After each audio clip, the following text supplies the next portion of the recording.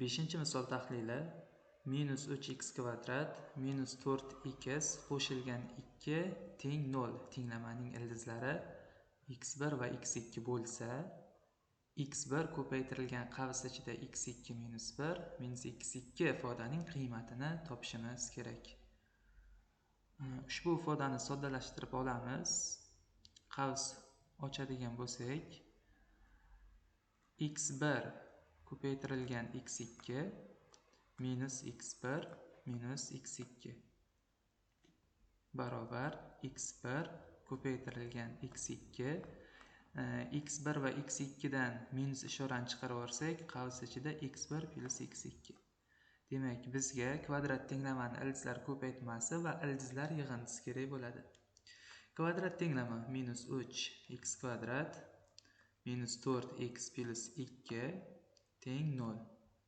Keltirilgan kvadrat tenglamaga aylantiramiz. Demak, kvadrat tenglamamizda minus 3 ga bo'lsak, x kvadrat xatma-xat bo'lib chiqamiz.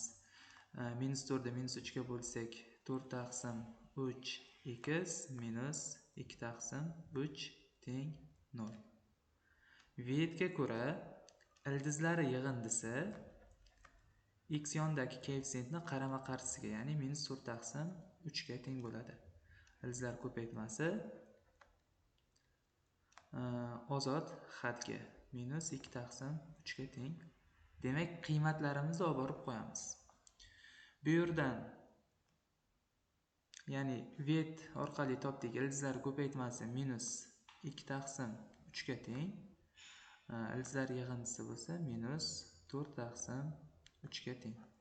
Qavslarni ochib olsak, minus 2 taqsim 3, 2 da minus plus bo'ladi 4 taqsim 3. Katta sondan kichigini ayirsak, 2 taqsim 3. C javob.